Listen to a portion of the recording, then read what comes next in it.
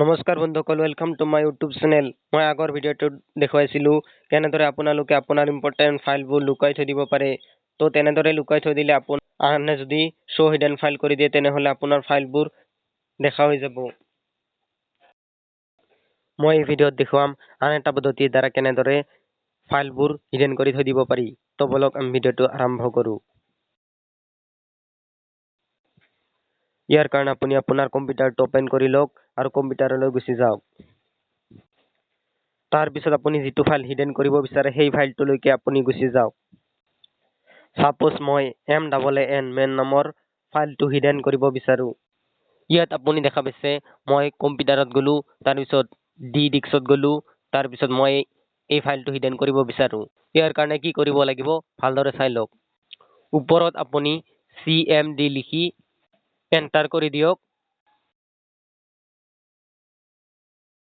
তাৰপিছত এনেদৰে এটা নতুন পেজ অপেন হ'ব। ইয়াত আপুনি এনেদৰে লিখক attrib ATTRIB attrib, তাৰপিছত স্পেচ দিব, +H, আকৌ স্পেচ দিব, +S, আকৌ স্পেচ দিব, +R, তাৰপিছত আপোনাৰ ফাইল নেমটো যেনেদৰে আছে ঠিক তেনেদৰে দি দিব। মই যেনেদৰে লিখিছোঁ ঠিক তেনেদৰে লিখিব। মাত্ৰ আপোনাৰ ফাইল নেমটো যেনেদৰে আছিল ঠিক তেনেদৰে দিব।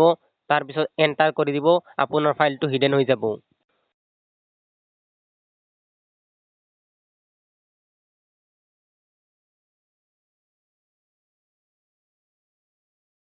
মোৰ ইয়াত দেখা পাইছে MAAN মেন নামৰ ফাইলটো হিডেন হৈ গৈছে। এনেদৰে আপোনালোকে আপোনাৰ ফাইলবোৰ হিডেন কৰি থৈ দিব পাৰিব। আপোনাৰ হিডেন ফাইলটো আকৌ কেনেদৰে ঘূৰাই আনিব পাৰিব ভালদৰে চাই লওক।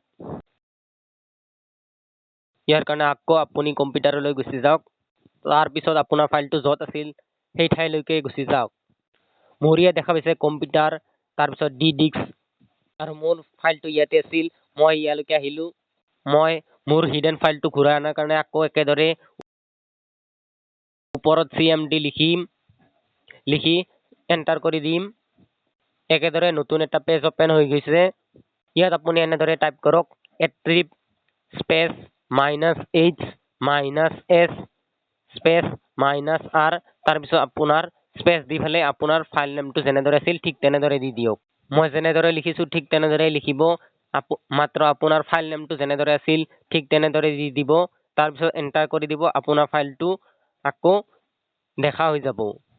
মোৰ ইয়াত দেখা পাইছে মোৰ ফাইলটো পুনৰ উভতি আহিছে। আপোনালোকে এনেদৰে আপোনাৰ ইম্পৰ্টেণ্ট ফাইলবোৰ হিডেন আৰু আনহিডেন কৰি থৈ দিব পাৰিব।